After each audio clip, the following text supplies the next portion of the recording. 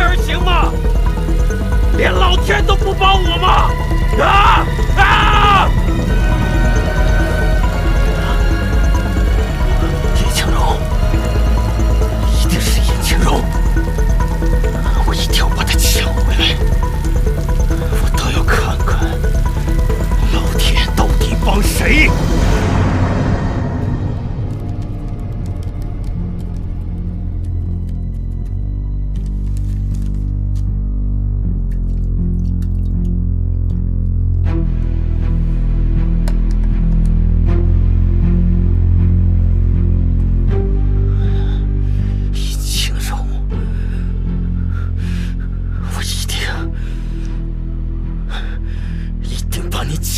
回来！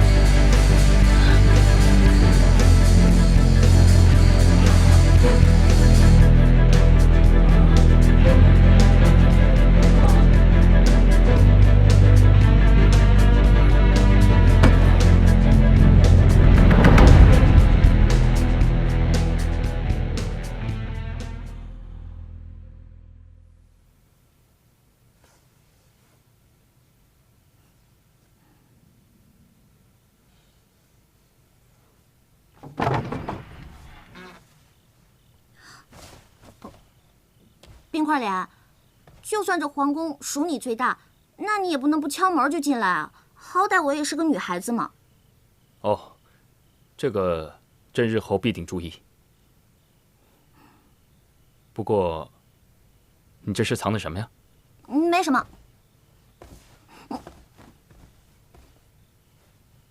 嗯？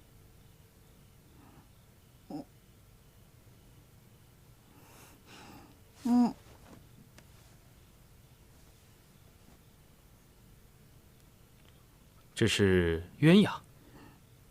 哎呦，其实呢，我想绣的是天鹅，但宫里没有教绣天鹅的，我只能绣鸳鸯了。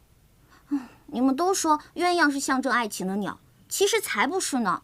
一只鸳鸯死了，另一只鸳鸯就立刻去找下一只鸳鸯了。唉，只有天鹅才是一辈子只认准一个爱人的鸟呢。如此说来，青柔，我更愿意与你做一对鸳鸯。如果我真的去了，住口！不许胡说！我要你做我的白白胖胖的大天鹅。来，刚才我听闻四弟和尹浩说，你去找独孤园了。你可千万别误会，我其实是……其实我知道，你是为了我。可是青柔，我就是怕见你为我铤而走险。每当我想到有可能独孤再次带走你的时候，我的心中就莫名的恐慌。你可明白？我知道了，以后不会了。算了，我也不去再想那半颗解药了。这一年有一年的活法，就算我只剩下1年，我们也要开开心心。我想过了，能来这世上走一遭，甚是不易。既然来了，就要开开心心的。就算离开，也不要带着一身的怨气。你能这么想，那真的太好了。放心，我们一定会找到办法的。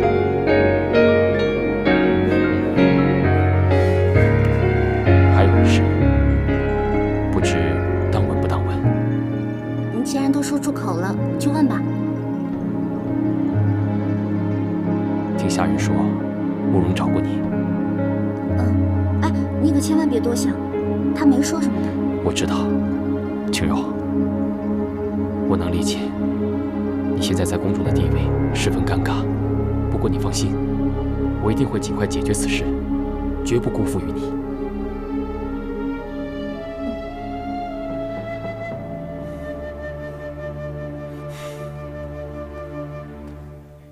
启禀皇上，皇后娘娘求见。知道了，青柔，我这就去与她好好谈谈。哎，别，我先出去走走吧。不必。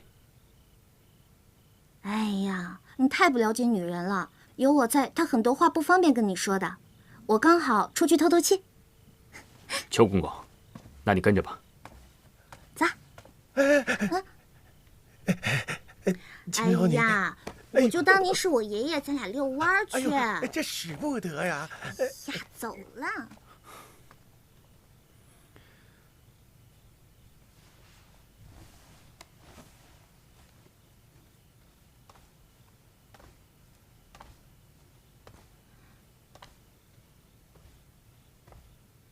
依允参见皇上。不必了，依允，坐吧。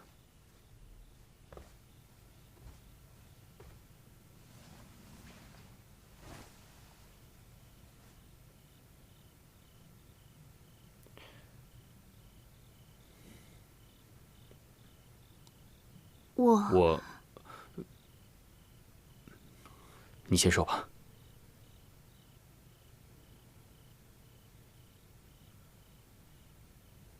延期，允许我最后一次这样叫你。